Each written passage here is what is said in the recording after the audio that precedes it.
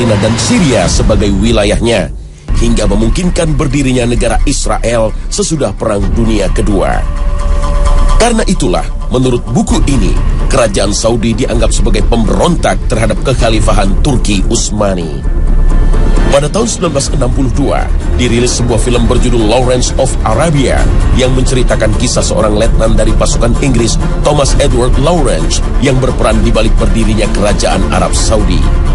Film yang konon diambil dari kisah nyata ini memicu kontroversi karena Lawrence membantu klan Saud untuk memerangi Khalifah Turki Utsmani dan mendirikan kerajaan Arab Saudi. Menurut sejarawan Inggris Martin Gilbert, Lawrence adalah seorang agen Zionis seperti dikutip Jerusalem Post edisi 22 Februari 2007.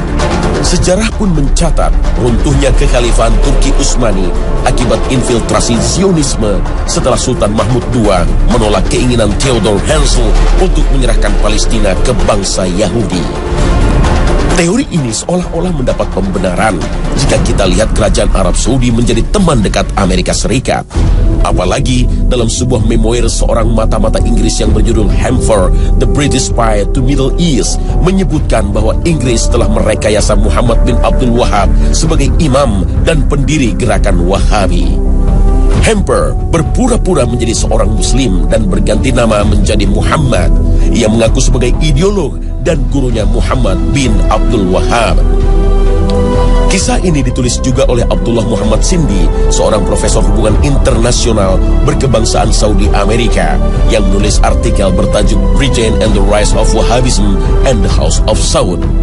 Menurut Profesor Sindi, Hamper telah memberi Abdul Wahab uang dan hadiah-hadiah lainnya, mencuci otaknya dengan meyakinkannya bahwa orang-orang Islam mesti dibunuh karena mereka telah melakukan penyimpangan yang berbahaya. Kaum muslim telah keluar dari prinsip-prinsip Islam yang mendasar. Mereka semua telah melakukan perbuatan-perbuatan bid'ah dan syirik. Hamper juga membuat sebuah mimpi liar dan mengatakan bahwa dia bermimpi Nabi Muhammad SAW mencium kening Abdul Wahab. Berdasarkan versi ini, Abdul Wahab menjadi terobsesi dan merasa bertanggung jawab untuk melahirkan suatu aliran baru di dalam Islam yang bertujuan memurnikan dan mereformasi Islam. Aliran ini lalu menyerang dan memberantas semua adat kebiasaan buruk masyarakat Arab. Menurut Wahabi, orang yang menyembah selain Allah Subhanahu wa Ta'ala telah musyrik dan boleh dibunuh. Wahabi pun dipandang sebagai salah satu aliran yang menumbuhkan benih-benih radikalisme dalam Islam. Benarkah semua tuduhan ini? Tunggu dulu, kita jangan terlalu percaya, karena sejarah bisa saja sebuah fakta yang direkayasa untuk kepentingan politik dan kekuasaan.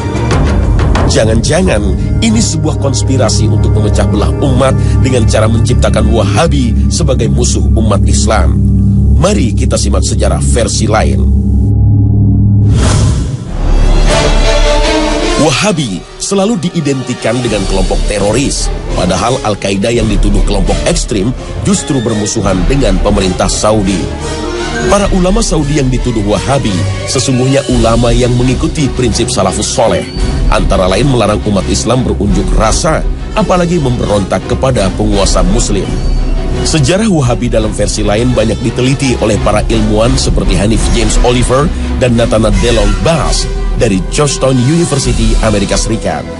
Istilah Wahabi bukan dinisbatkan kepada Muhammad bin Abdul Wahab, tetapi kepada Abdul Wahab bin Abdurrahman bin Rustum yang wafat pada tahun 2011 Hijriah.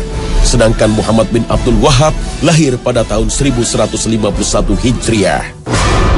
Kelompok ini begitu ekstrim terhadap para ulama ahli sunnah yang ajarannya banyak menyimpang. Isu Wahabi sengaja digulirkan oleh para imperialis seperti Inggris dan Perancis. Bahkan di Indonesia, Imam Bonjol yang mengobarkan perang Padri dituduh sebagai Wahabi karena dakwahnya membongkar kebiasaan kaum adat. Karena itulah Wahabi diisukan sebagai kelompok sesat. Kalau begitu, siapa sesungguhnya Muhammad bin Abdul Wahab? Muhammad bin Abdul Wahab bin Sulaiman bin Ali bin Muhammad bin Ahmad bin Rashid bin Barra bin Mushrif At-Tamimi lahir pada tahun 1694 Masehi di kota Uyainiyah yang masih masuk wilayah Najd sebelah barat kota Riyadh. Beliau banyak belajar fikih mazhab Hambali dan